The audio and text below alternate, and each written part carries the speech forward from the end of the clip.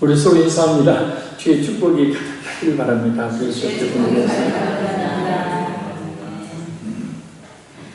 요즘 우리 교회의 각 예배와 또 기도의 말씀들 속에서 공통적으로 계속해서 들려지는 하나님의 음성이 있습니다. 바로 하나님의 섭리에 관한 겁니다. 세상의 모든 것을 다스리시는 하나님의 뜻에 관한 겁니다.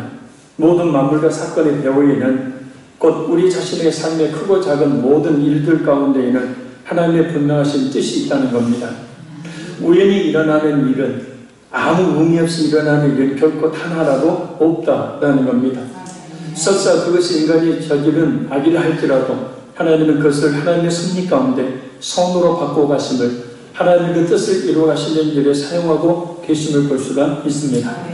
오늘 본문도 인간의 거짓, 불순종과 같은 그런 죄악조차도 사용하셔서 선을 이루어 가시는 하나님의 모습을 발견할 수 있습니다. 어떤 역사하십니까요? 우리 성령 하나님 역사하심으로 말씀을 통한 큰 은혜의 시간이 되기를 간절히 소원합니다. 우리 16절, 17절, 2절 말씀 읽겠습니다. 그들과 조약을 맺은 후 사흘이 지나서야 그들이 이곳에서 자기들 중에 거주하는 자들이라 함을 들으니라. 이스라엘 자손이 흥분하여 셋째 날에 그들의 여러 성읍들에 이르렀으니 그들의 성읍들은 기브온과 그비라와 베릇과 베렛게알이니라. 아멘. 여호수아와 이스라엘은 기브온 족속에 속았다는 것을 사흘이 지나서야 깨닫습니다. 조약을 체결하면 상대국을 방문하는데 그것이 바로 당시의 관습입니다. 그래서 이스라엘 백성들이 이 조약을 맺은 기브온 족속에 성읍을 방문했는데 불과 길갈에서 20에서 25km 정도 떨어진 곳에 위치해 있어서 하루만 해도 얼마든지 갈 수 있는 그런 거리에 위치하고 있었기 때문입니다. 그비라는 예루살렘에서 기브온 서쪽으로 8에서 9km 정도 떨어진 이 오늘의 게리벳 엘 케페리라는 곳을 이야기하고요. 베에롯은 예루살렘에서 동북쪽으로 7km 정도 떨어진 오늘의 엘비에를 가리킵니다. 그리고 기얏기알이는 예루살렘에서 서남쪽으로 8km 정도 떨어진 지점에 위치하고 있는 곳, 오늘의 텔 엘 아즈하르를 이야기합니다. 여호수아 18장 24절에서 28절을 보면 훗날 이 성읍들은 모두 다 베냐민 지파에 주어지게 되어집니다.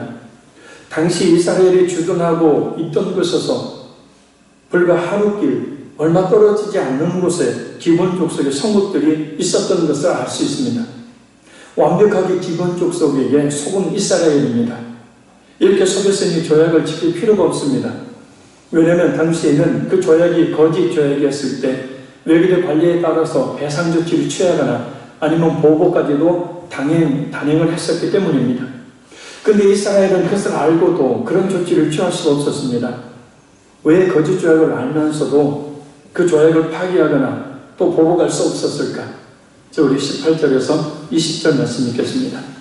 그러나 회중 족장들이 이스라엘 하나님 여호와로 그들에게 맹세했기 때문에 자손이 그들을 치지 못한지라. 그러므로 회중이 다 족장들을 원망하니 모든 족장이 온 회중에게 이르되 우리가 이스라엘의 하나님 여호와로 그들에게 맹세하였은즉 이제 그들을 건드리지 못하리라. 우리가 그들에게 맹세한 맹약으로 말미암아 진노가 우리에게 임할까 하노니 이렇게 하여 그들을 살리리라 하고. 아멘. 아간의 범죄로 인해서 참패를 당했던 경험이 있었던 이스라엘입니다.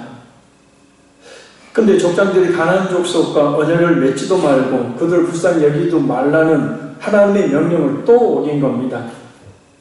백성들 대표해서 조약을 맺은 족장들을, 그래서 이 사람들이 원망을 하게 됩니다. 그러자 족장들은 자신들이 잘못을 솔직히 인정하면서도 하나님의 이름으로 맹세한 조약을 파기할 권한이 자신들에게는 없다고 이야기합니다. 그래서 그들을 살려줄 수밖에 없다고 이야기합니다. 당신이 신들이 활발하게 활동하고 또 권능을 지니고 있다고 여겼던 그런 시대였습니다. 그래서 신들을 매우 두려워하던 그런 문화 속에서 맹세는 매우 진지한 성격을 가지고 있었습니다. 특히 신의 이름으로 맹세하는 것은 절대적인 구속력을 가지고 있어서 어기면 신의 복수가 임하리라는 그런 위협이 따랐습니다. 또한 맹세를 따르지 않으면, 지키지 않으면 맹세의 대상이 된 신이 쓸모없고 무력한 존재로 여겨집니다. 따라서 신의 이름으로 한 맹세는 신성한 것이 되어서 반드시 지켜야만 했던 겁니다. 예수님을 믿는 우리 성도들, 무엇보다도 약속은 철저하게 목숨과 같이 지켜야 합니다. 하나님께 한 소원들 목숨과 같이 지켜야 합니다. 약속을 지키지 않는 것은 곧 우리가 믿는 하나님을 쓸모없는 존재, 우리가 믿는 하나님의 그 영광을 가리는 그런 행위가 되기 때문입니다. 그래서 성령을 믿는, 하나님을 믿는 성도들은 한 번 한 약속들은 아무리 큰 손해와 피해가 온다 할지라도 어떤 일이 있어도 철저하게 지켜야 합니다. 그래야 주의 이름의 영광이 드러나게 되는 겁니다. 그래서 예수 믿는 사람이라는 말 한마디에 모든 것이 다 들어있어야 되죠. 아, 저 사람은 한 번 한 말은 반드시 지켜. 예수 믿는 사람이니까. 아이고, 예수 믿는 것들이 더 악하고 더 약속을 지키지 못하더라. 함부로 소원하고 함부로 이야기해서는 안 되지만 한 번 한 약속들은 반드시 지켜야 합니다. 이미 우리에게는 예수님의 이름이, 하나님의 이름이 우리에게 걸려져 있기 때문이에요. 다른 건 몰라도 약속 하나만 지켜도, 잘 지켜도 성공하는 사람이 되죠. 성공하는 사람들의 법칙 중에 가장 중요하게 여기는 법칙이 약속을 철저하게 지키는 사람들이에요. 세상에서도 그 약속을 지킴으로 그 사람들은 신뢰를 갖게 되는 거죠. 그렇죠? 그 약속이 어떤 것이든 간에. 그래서 약속은 철저하게 지켜져야 되고, 약속이라는 것은 반드시 그렇게 하겠다는 맹세이니, 그 약속을 어긴다는 것은 자신의 인격을 스스로 모욕하는 행위이고, 나가서 하나님의 그 이름의 영광을 가리는 행위가 됩니다. 그래서 우리가 어떤 사람에게 약속할 때도 그것은 하나님 앞에서 하는 것이 되죠. 왜냐하면 하나님이 다 듣고 계시고 하나님의 자녀라는 하나님의 이름이 우리에게 걸려있기 때문에 그것은 곧 하나님의 소원이 되는 거예요. 약속 철저히 지켜야 합니다. 그잖아요. 우리 약속해놓고 그 약속 철저히 지키면 그 사람 참 믿을 만한 사람이다. 예배에 대한 약속도, 시간을 지키는 것도 약속을 지키는 거죠. 내게 주신 사명을 감당하는 것도 약속을 지키는 거고.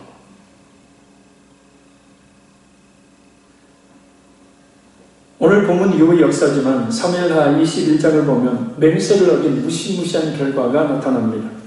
바로 이스라엘의 3년에 극심한 그런 기근이 임했는데 그 이유가 뭐냐면 바로 사울 왕이 죽이지 않기로 약속했던 이 기본 족속들을 죽였기 때문입니다. 그에 대한 징계로 이스라엘의 하나님께서는 3년의 기근을, 극심한 기근을 내리십니다. 이 다윗이 왜 이런 기근이 있는지 하나님 앞에 엎드려 기도할 때 하나님께서 이 사울이 기본 족속을 죽였다는 사실, 그 하나님 그 맹세를 파기했다는 사실을 알려줍니다. 그래서 그 일에 주도적인 역할을 했던 사울의 7 소생들을 처형하고 합니다. 그래서 7명의 그 사울의 소생들을 처형하고 난 뒤에 기근이 그 순간 그치게 됩니다. 하나님의 거룩하신 이유고 맹세한 것은 반드시 지켜야 한다는 것을 교훈해주는 사건입니다. 하나님의 이름으로 맹세한 것을 지키지 않을 때 그것은 하나님을 무력한 존재로 쓸모없는 존재로 만드는 행위가 되기 때문입니다. 그런 연장선에서 우리의 구원에 대한 약속 역시 어떤 일이 있어도 변하거나 취소되지 않습니다. 왜냐하면 예수님이 진실하게 믿는 성도의 구원은 하나님께서 약속하신, 하나님께서 맹세하신 일이기 때문입니다.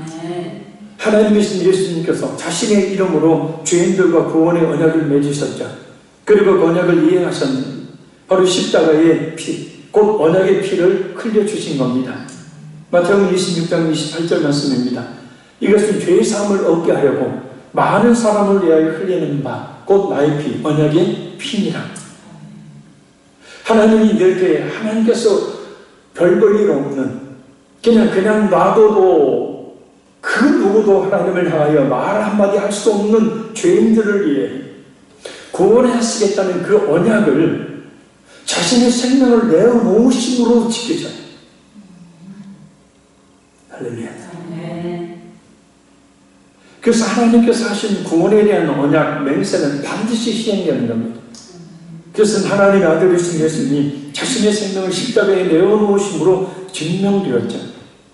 그래서 예수님께서 십자가에 설계신 피는 그를 믿는 모든 사람들에게 그가 누구이든 죄의 사함을 주시겠다는 하나님의 맹세인 거예요. 할렐루야. 따라서 예수를 진실하게 믿는 사람이라면 모든 죄를 사함받아 하나님의 자녀가 되는 구원의 은혜를 받게 됩니다. 그러니 하나님께서 그 이름을 걸고 맹세해 주신 구원의 약속에 대해서 우리는 예수님이 진실로 믿음으로 말미암아 반응해야 된다는 거예요. 정말 진실하게 예수님의 십자가의 그 죄사함의 은혜가 자신을 향한 것임을 믿어야 한다는 거예요. 예수님이 자신의 모든 죄를 지시고 십자가에 죽어주심으로 구원해 주신 구원자로 믿어야 한다는 거예요. 그래서 하나님께서는 그렇게 생명을 거시고 우리를 구원하시겠다는 구원의 약속을 그렇게 성취해 주셨는데 그 구원의 약속을 우리가 받아들이지 못한다면 구원은 우리에게 무효한 것이 되는 거죠.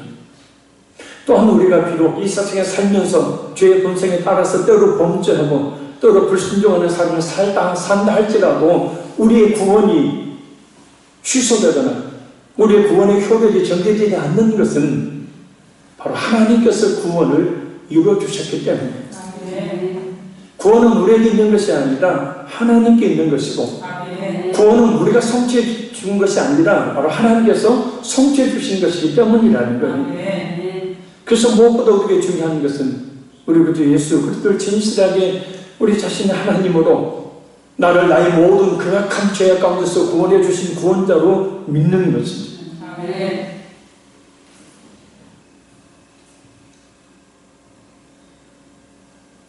그래서 구약을 옛 언약이라 하고 신약을 옛 언약이라 합니다. 구약은 장차 오실 예수님으로 말미암아 구원받을 것을 약속한 언약이고 신약은 이미 오신 예수님을 통하여 구원받을 것을 약속하신 언약. 아멘.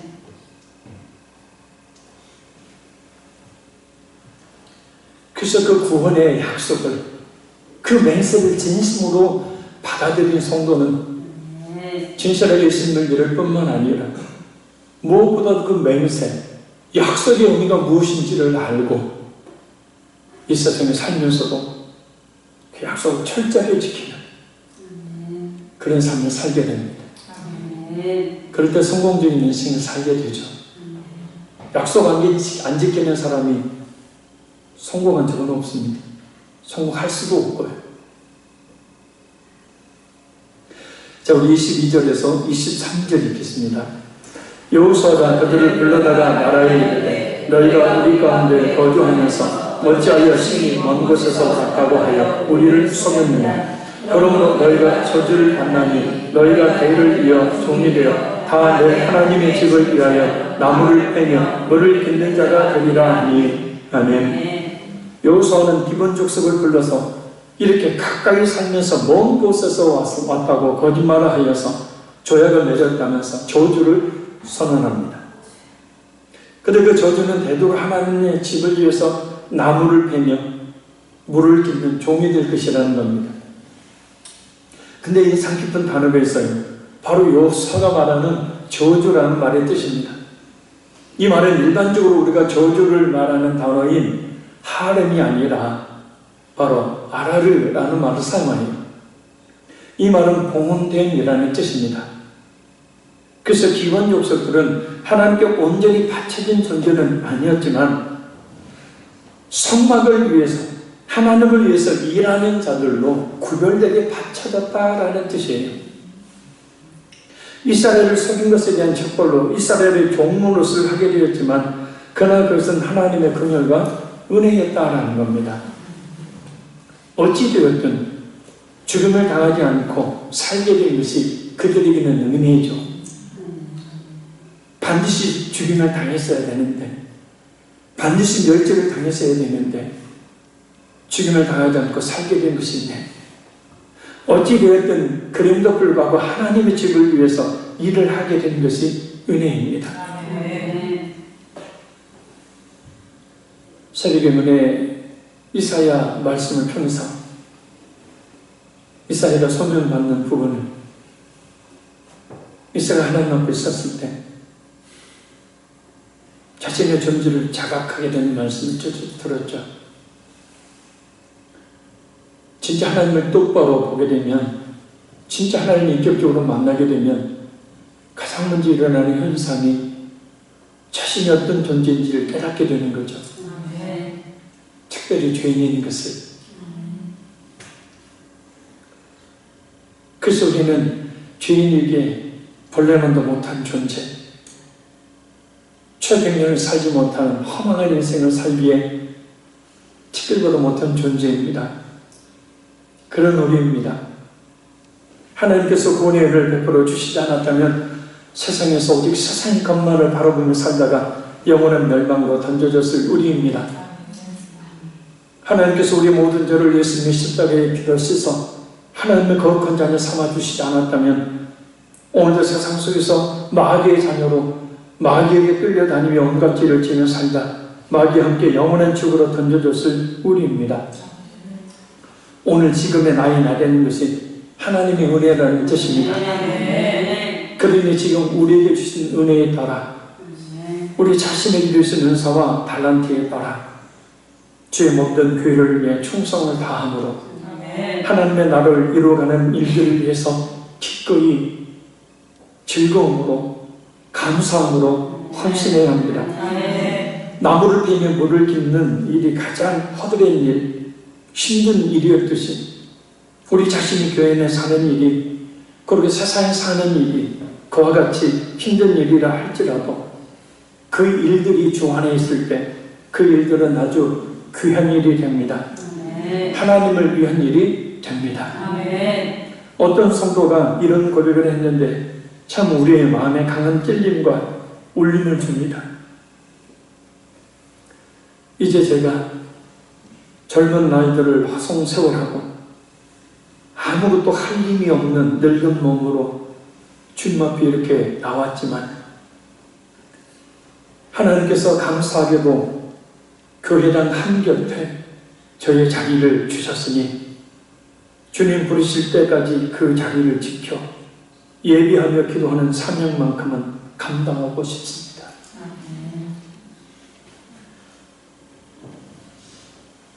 이제 나이 들어 주님을 위해 이런 할 일도 없지만 그러나 주님 앞에 나와 예배당 한 자리의 구석에 하나님 감사하게도 자신의 자리를 주셨으니 그 자리를 떠나지 않고 주님이 부르시는 그날까지 그 자리를 지키며 예비하며 기도하는 사명이 자신이 주신 일로 여기고 감당하겠다.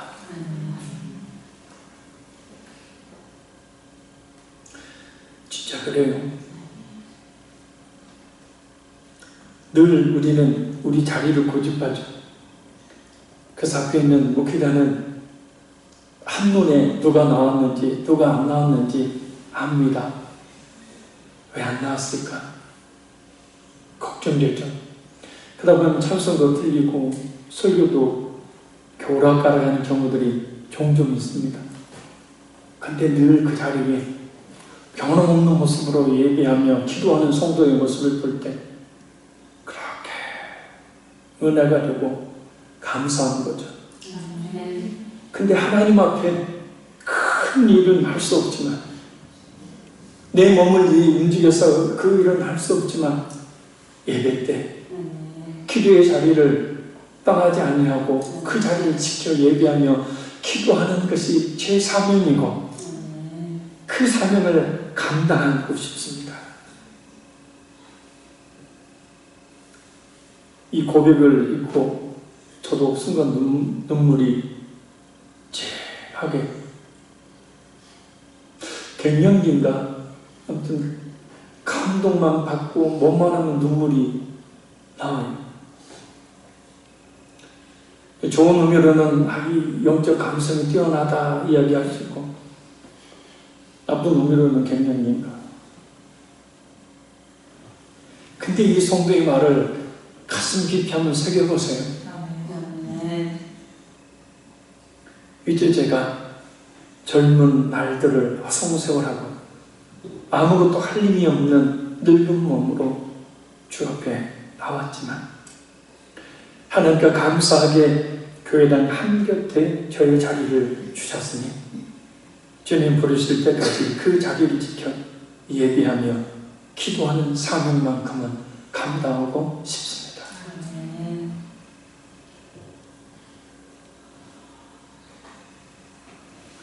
참 귀한 일이.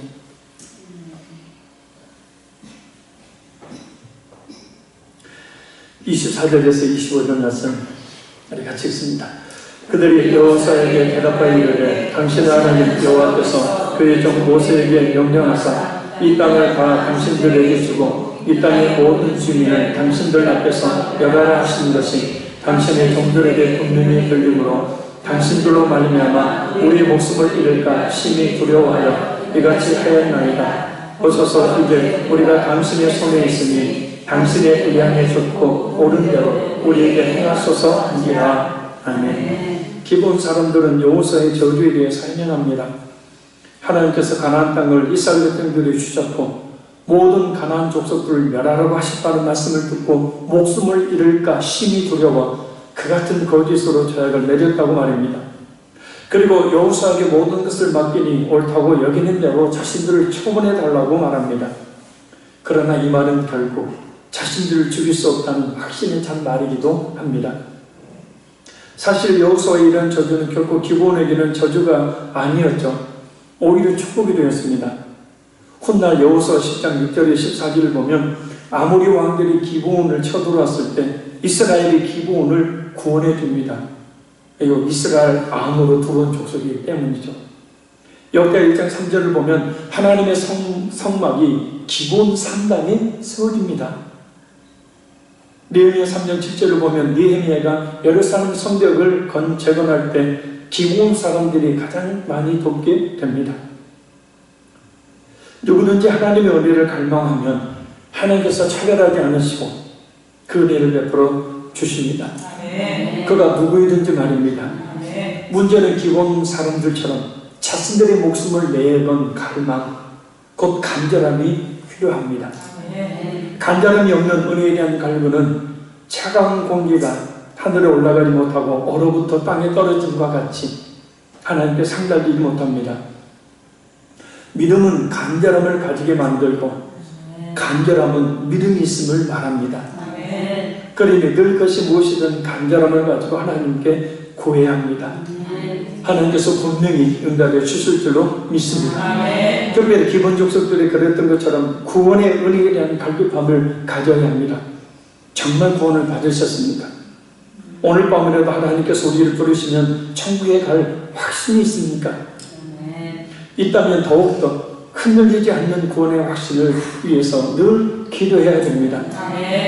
또한 아직 믿지 않는 가족들이 있다면 가장 먼저 그리고 가장 간절히 그들의 구원을 위해서 기도해야 합니다.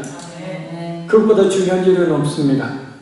그리고 또 교회에 나오는 것으로 만족하지 말고 믿음이 연약한 가족들과 성도들을 위해서 진실한 믿음 주시라고, 구원의 확신을 가진 믿음 주시라고, 진짜 인격과 삶이 변화되는 진실한 믿음을 주시라고 간절히 기도해야 합니다. 정말 예수를 믿는다고 하면서도 진실하게 믿지 않는 사람들이, 교회에 나오는데 천국에는 이를 믿음이 없는 사람들이 참 많기 때문입니다. 요한계시록의 사랑교회의 모습을 잊지 마세요. 교회는 크고 프로그램은 많고 그 지역의 이름이 널리 알려질 정도로 유명한 큰 그런 교회였지만 진짜 예수님을 믿는 구원받을 믿음 있는 사람 몇 명 되지 않았다는 사실. 오늘의 현대 교회를 향한 우리 예수님의 분명한 경고이자 책망이자 권면의 이야기인 줄 믿습니다. 그래서 가장 중요한 것은 구원이고 교회 나온다고 안심하지 말고 진실한 믿음 주시기를 더욱더 기도해야 합니다.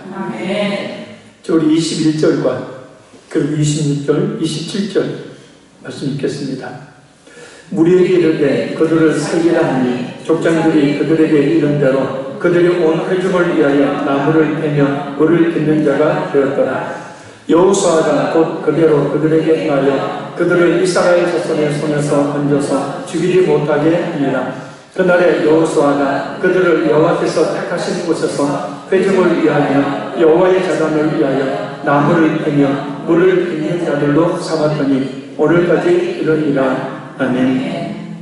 여호수아는 하나님의 이름으로 맹세한 대로 기본 족속을 멸망시키는 대신에 이스라엘을 위하여 그리고 하나님의 집을 위해 나무를 패며 물을 빚는 종들로 삼습니다. 사실 제사를 올리는 불을 계속해서 보존하기 위해서 나무를 패는 일들, 정결하는 물을 끊임없이 공급하려는 그런 일들은 많은 노동이 필요합니다. 기본 족속이 이런 힘든 육체적 노동을 하는 하층민이 되었다는 겁니다. 그러나 기본 족속에 있는 복된 면이 많이 있었죠. 그러나 이스라엘 입장에서는 기본으로 인해서 많은 고통을 겪게 된다는 사실입니다. 민수기 33장 55절 말씀입니다. 너희가 만일 그 땅의 원주민을 너희 앞에서 몰아내지 아니하면 너희가 남겨준 자들이 너희의 눈에 가시와 너희의 옆구리에 찌르는 것이 되어 너희가 거주하는 땅에서 너희를 괴롭게 할 것이요. 아멘. 전능한 땅에 살고 있는 가난한 족속들을 다 몰아내지 않을 때 그들이 눈을 찌르는 가시처럼 옆구리를 찌르는 가시처럼 끊임없이 이스라엘에게 괴롭히는, 이스라엘을 괴롭히는 고통거리가 될 것이라는 말씀입니다. 이 말씀의 결과는 민수기 31장 13절에서 16절에서 찾을 수 있습니다. 미디안과의 전쟁에서 승리하고 돌아온 이스라엘 군대를 향해서 모세는 승리를 축하해 주는 것이 아니라 오히려 그들 향해서 진노를 품었습니다. 왜냐하면 미디안 사람들을 포로로 데리고 왔기 때문입니다.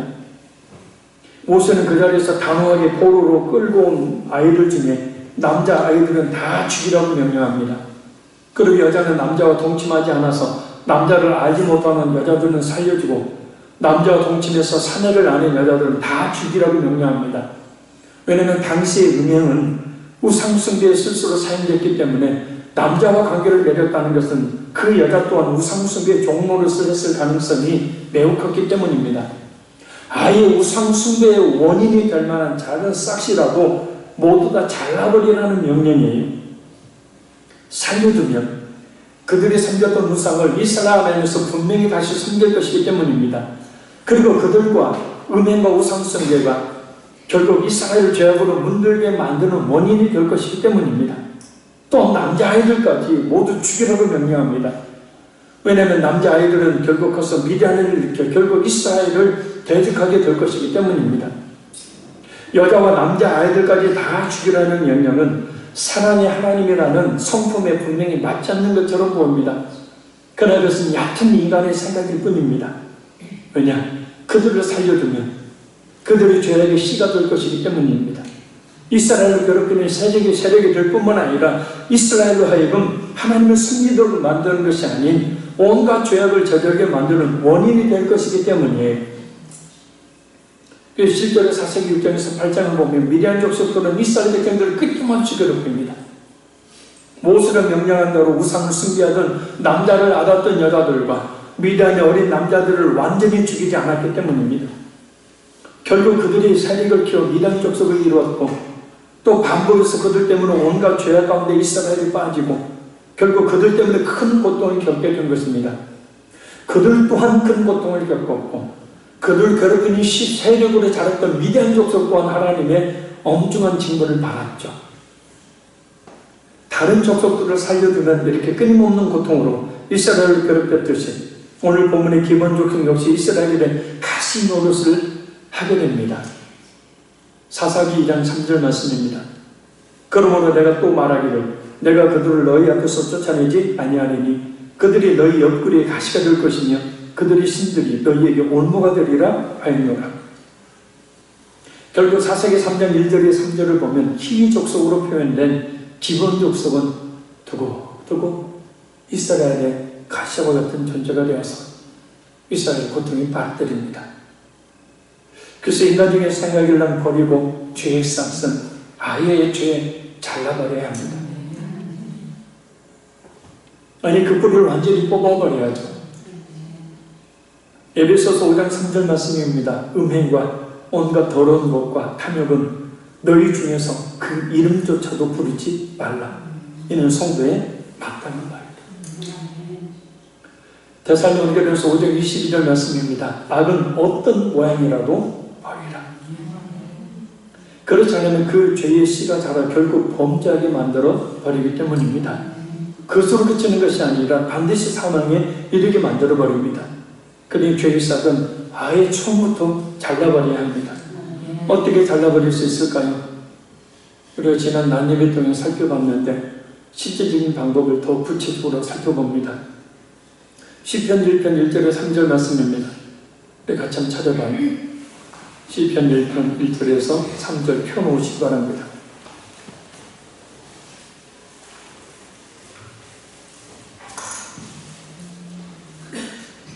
시편 1편 1절에서 3절 말씀 우리 같이 읽습니다. 복 있는 사람은 악인들의 길을 따르지 아니하며 죄인들의 길에 서지 아니하며 오만한 자들의 자리에 앉지 아니하고 오직 여호와의 율법을 즐거워하여 그 율법을 죄어로 묵상하는도다. 아멘. 말씀을 성경을 늘 읽고 말씀을 들어야 된다. 그래서 그 말씀을 통하여 분별력을 얻어야 된다.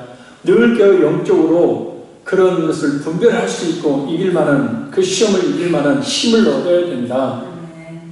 이것은 기본적으로 우리가 가져야 될 것이고 실질적으로 우리가 그와 같은 죄의 유혹에 빠지지 않고 죄의 싹을 근본적으로 잘라버리는 방법. 죄는 사람을 통하여 유혹하여 접근하죠. 그래서 이 시편 1편에 있는 말씀은 세 종류의 사람들과 함께하지 않는 것이 죄의 싹을 아예 근본적으로 잘라버리는 것이라고 말씀합니다. 자, 먼저 악인은 마음이 삐뚤어지다라는 뜻이에요. 그러니까 겉으로 드러나는 죄보다 심리적인 죄를 말하는 겁니다. 자신의 생각이나 욕심으로 살아가는 사람을 말합니다. 그를 따르지 않다라는 말은 생각을 쫓지 않는다라는 뜻이에요.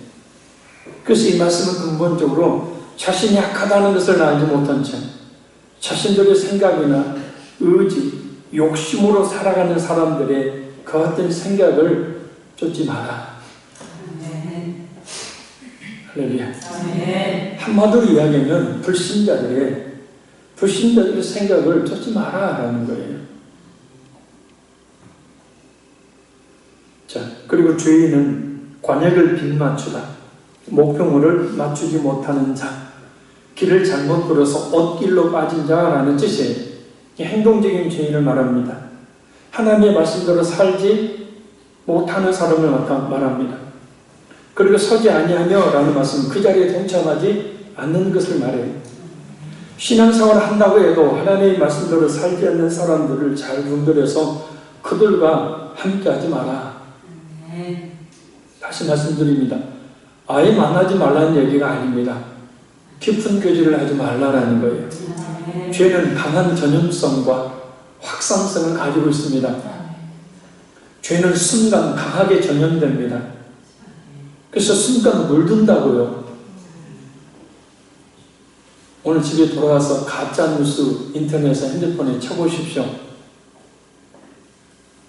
가짜뉴스가 진짜 뉴스처럼 수많은 사람들에게 퍼지고 그 가짜뉴스를 사람들이 진짜 뉴스로 받아들여 가짜뉴스라고 말하는 사람들을 향하여 진짜 뉴스라고 말하며 오히려 대적하는 경우들이 굉장히 많습니다.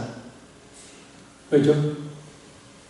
가짜뉴스에 전염되었기 때문에 이단 한 번 빠지면 기존 정통교회 다시 돌아온다고 해도 적응을 하지 못하죠. 설교 제대로 듣지 못합니다. 자버리죠. 또 일부러 눈을 감고 듣지 말라 하니까 안 듣죠. 한번 죄가 전염되면 무서운 거예요. 사람과의 만남, 철저하게 구별된 만남을 가져야 되는 이유가 쉽사리 전염되기 때문이에요. 전염되면 나도 모르게 물 들어버리니까 그 다음에 오는 과정이 뭐냐? 무감각에 빠지는 거예요. 감각이 없어집니다. 그래서 감각이 없어지면서 대해서 이야기할 때, 책망해 줄 때 감각이 없어지니까 자기가 잘못된 길을 갔다는 사실을 알지 못하고 자신을 잘못되었다고 바른 책망을 해주는 사람을 향하여 오히려 대들고 오히려 잘못됐다 얘기를 합니다. 지금 이단들 그렇지 않습니까? 잘못된 가짜뉴스에 현혹된 사람들이 그렇지 않습니까? 유치원 비리들이 들춰 드러나서 지금 우리나라를 떠들썩하게 만들죠. 정부 보조금으로 비싼 명품 핸드백을 사고 세상에 성인용품을 사고 자격도 없는 아들들에게 연봉이 1억이 넘는 월급을 지급하는, 그래놓고도 전혀 극히 일부는 잘못되도록 시인했지만 대부분은 잘못했다고 시인하지 못하고 오히려 그걸 들춰낸 사람 국회의원을 향해 손가락질하고 대적하고 정부를 대적하고 하는 이 후한무치의 세상. 그러니까 끼리끼리 그렇게 모여서 물들고 물드니 감각이 없어지고 자신들의 잘못을 알지를 못하는 상황 가운데 빠져버리는 거예요. 그래서 무감각이 참 무서운 겁니다. 그래서 나 정신 차리라고 누군가 따끔하게 이야기해주는 사람이 있을 때 무릎 꿇고 감사하고, 할렐루야.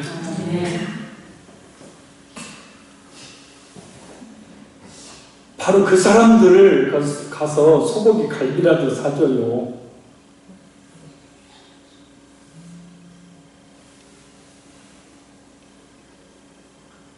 따끔하게 권면해주는 사람을 향해 너나 잘해라.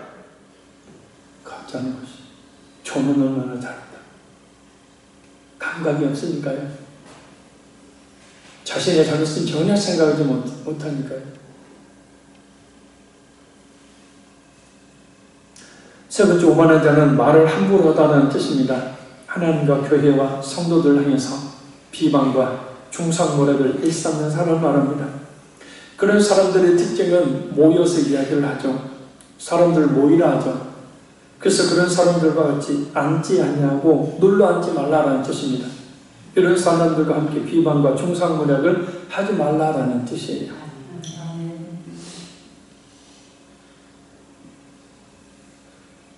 악인들의 길을 따르지 말고 죄인들의 길을 서지 말고 오만한 자들의 자리에 앉지 않는 것이 죄의 싹을 근본적으로 잘라버리는 실제적인 우리 자신의 방법입니다.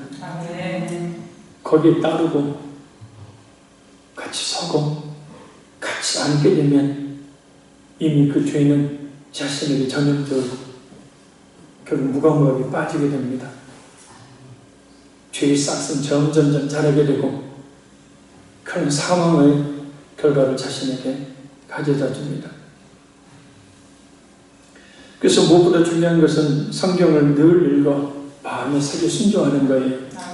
이렇게 시편 1편의 이 말씀들을 읽고 묵상하며 이 뜻이 무엇인지 생각해보고 그 뜻을 깨닫고 그 뜻을 순종하는 것. 그리고 주님, 이 밤에 이렇게 이 시편 말씀을 통하여 악인들이 어떤 것인지, 죄인들이 어떤 존재인지, 오만한 자들이 어떤 존재인지를 알게 해주시면 감사합니다. 그 그들과 생각을 같이 하지 않고, 그들과 같은 길을 서지 않고, 그들과 같이 앉아서 죄짓지 않도록 그런 사람들 분별할 수 있는 지혜를 주시고, 그들과 함께 하지 않을 수 있는 힘을 주십시오. 이것이 바로 진짜 말씀을 붙들고 하는 기도, 우리 주님께서 원하시는 기도인 줄로 믿습니다. 그래서 말씀과 기도가 없이는 죄의 싹을 분별할 수도 없고 죄의 싹을 뿌리째 뽑아버릴 수도 없습니다. 요즘 들판, 추수하고 있는 들판을 보시죠. 들판을 차를 타고 지나가면서 보면서 그 노랗게 익은 벼, 어떤 논을 보면 피가 빨갛게 아주 그냥 듬성듬성 정도가 아니라 그냥 빽빽히 박혀있는 논도 있고, 진짜 어떤 논을 보면 진짜 피 하나 없이 빽빽히 복식만 있는 논이 있더라고요. 근데 처음엔 그것이 편지, 핀지 잘 구별하기 힘들다고 해요. 그래서 온전한 처음에 아예 씨잖아. 온전한 벽씨를 제대로 뿌려서 발화시키는 것만 심으면 된다는 거예요.